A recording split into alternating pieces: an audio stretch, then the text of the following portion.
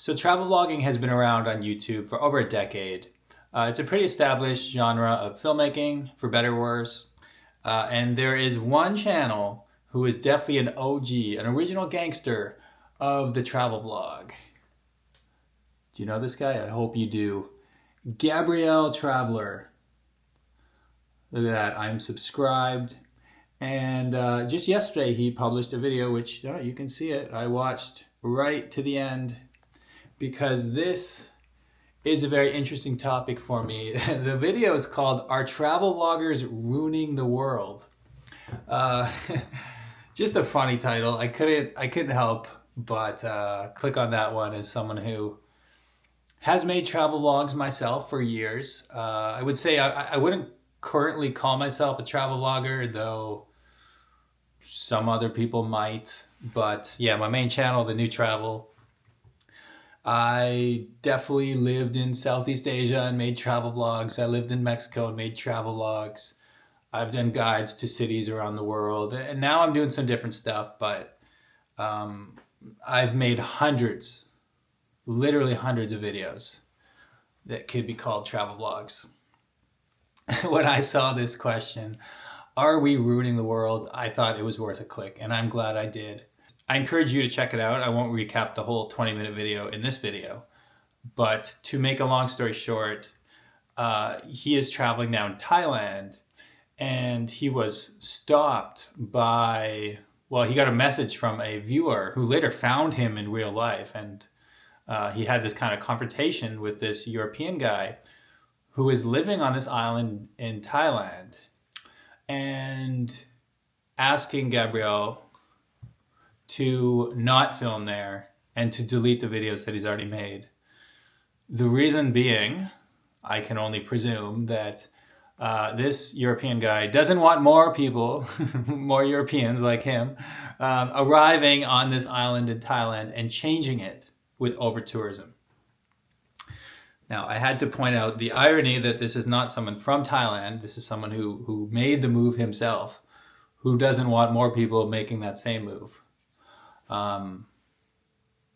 It just reminds me of like when Canadians are like, oh, we don't want any more immigrants here, even though our grandparents were immigrants and moved here not so long ago.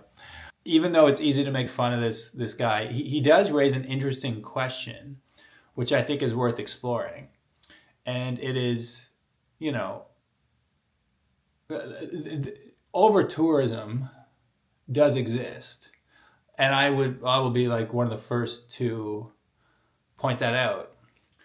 And influencer culture, which has skyrocketed exponentially, if influencers were a stock and I had bought that stock in 2016 when I made my first videos, I would be rich right now.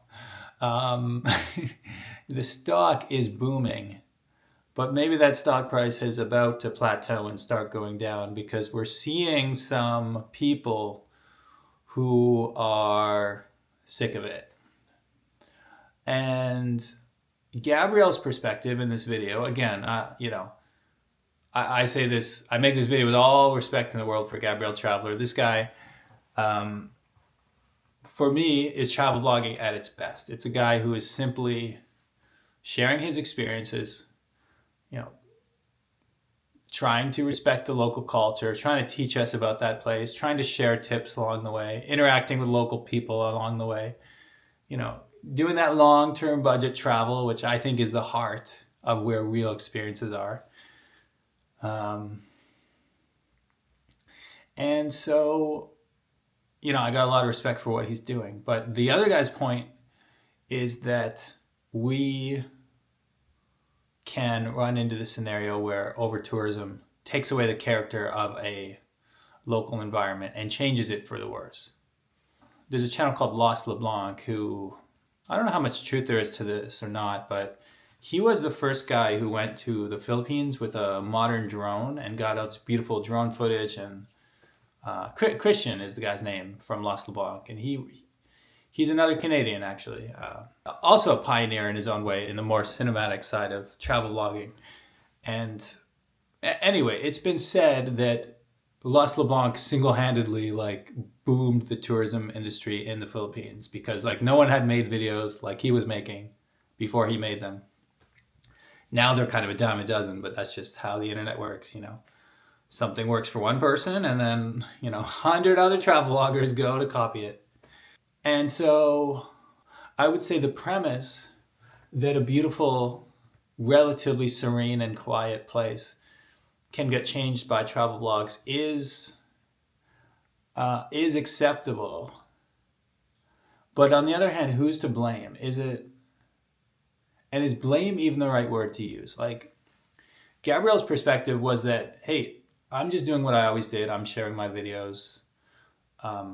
It's a small drop in the bucket of this huge global phenomenon. The Lost LeBlanc example aside, I think, you know, travel vloggers would have to have a pretty huge ego to be like, oh, I changed the global environment for travel. You know, there might be a couple of people like Lost LeBlanc, Sam Colder, and maybe, frankly, maybe even Bald and Bankrupt, because he gets so many views in Russia and Eastern Europe. I could see a wave of new people going to some of the spots he shows. And then, of course, like if Drake went to some quiet island in Thailand and posted on his Instagram, like, check this place out, that place would change overnight. And so the premise is accepted. But is this a bad thing? Who benefits and who gets hurt when a place that was quiet explodes, you know? I've seen some places definitely increase in popularity. Maybe some for better, some for worse, you know? If you're talking about a quiet town in a country that is underdeveloped compared to the West, and foreign dollars can change a lot for those communities, then yeah, the shopkeeper in the little tienda or corner store who only sees one foreign backpacker every day who buys a lunch from his shop, he would probably love to have 30 people, 30 foreigners buying their lunch there every single day. That could change the finances for him and his family. That could feed his daughters, you know. Maybe he is desperate for a foreigner to bring more attention to this place. Now, not to get into some like foreigners need to come and save this community. Not to overstate the issue or anything like that. It's just a fact. It could work the other way too. You know, a Latino from Mexico could come to some quiet Canadian town and blow it up for their audiences. I know in particular in South Korea, my ex, she was Korean, and she told me about how it was like Chinese TV dramas would be made in these quiet places in Korea. And then suddenly, in China in particular, it seems to be an issue where like places get very trendy for 1 year, and then you're packed with Chinese tour buses. Like everyone wants to go to this one particular place. And then maybe next year it's changed. Now next year it's Vietnam, or like they've moved on to something else. But it totally gets out of control for a short period of time, which is what you really want to avoid. That's what makes it unlivable for locals. That's what makes it, I mean, presumably the tourists aren't enjoying it as much either, because like, you know, no one wants to be in an overcrowded place that's expensive and it's hard to find hotels. Like, you want the quiet spots. And so as someone who makes content on the internet, when you find the quiet spots, is there some kind of ethical obligation to keep it quiet? Or is it purely selfish? Is actually what that European guy who confronted Gabriel Traveller, is he just pretending to be interested in the local community, but he's doing it for himself? If he really cared about the locals, wouldn't he leave too? So isn't it just selfish? Now, in my own experience, in 2017, I moved to Mexico City, and I made dozens of videos about my life in that city. It's one of my favorite cities in the world. I've gone back many times. And in my most recent video, or my most recent trip rather, I saw that the city is changing. Roma Condesa in particular, the hip area I used to live in, is becoming more and more hip. It's becoming more and more gentrified. The vegan taco places that charge $6 a taco, instead of, 20 pesos, $1 a taco, which is what it should be in a city like Mexico City. Those spots are popping up. The trendy little art galleries are popping up. English is heard more and more on the streets. And so I could see the local people who are seeing their neighborhood get priced up and up and up. Well, now the ones who are opening those vegan taco shops and benefiting from this financial boom will be happy. But the other people who just want to live there and eat and pay cheaper rent will be very unhappy because their life has changed in a negative way. And sometimes I think, was I part of that? I mean, I got hundreds of thousands of views on many, many videos in Mexico City, so... In fact, forget about the views. Like I've met people who have told me that my series helped them plan a move or a trip to Mexico City in particular. So, like I felt the impact. Like that's real. But I made those videos out of love. I made those videos because I love that city and I want to share it. And Mexicans have told me that they like those videos too. And like, I guess the situation is, going back to the question, are travel vloggers ruining the world? Well, there's two things to consider here. First of all, what an individual does can be okay, but then at scale it can be a problem. So, Gabriel Traveller's point was kind of like, listen, whatever little videos I'm doing is a drop in the bucket. But enough drops in the bucket is still going to fill a bucket.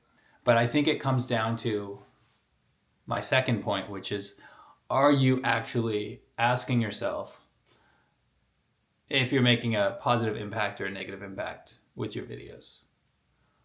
Are you trying to do what I think Gabriel Traveller does do, but not every travel vlogger does, unfortunately?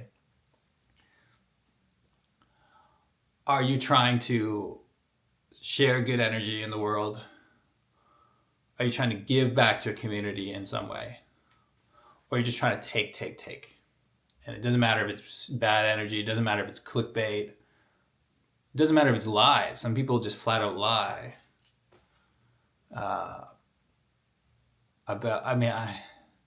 There's some videos where you're like, are they lying? Like, did this really happen? So I don't want to get into like any specific examples, but listen, the internet is driven in large part by drama, and travel channels have noticed that. They will exaggerate good experiences or bad experiences. They will talk about somewhere being the most dangerous city in the world, even if it is mostly just local people in the markets, like living their lives, People will do things that are not based in truth because they're chasing the views, right? And if you're chasing the views, it can lead you down some dark paths.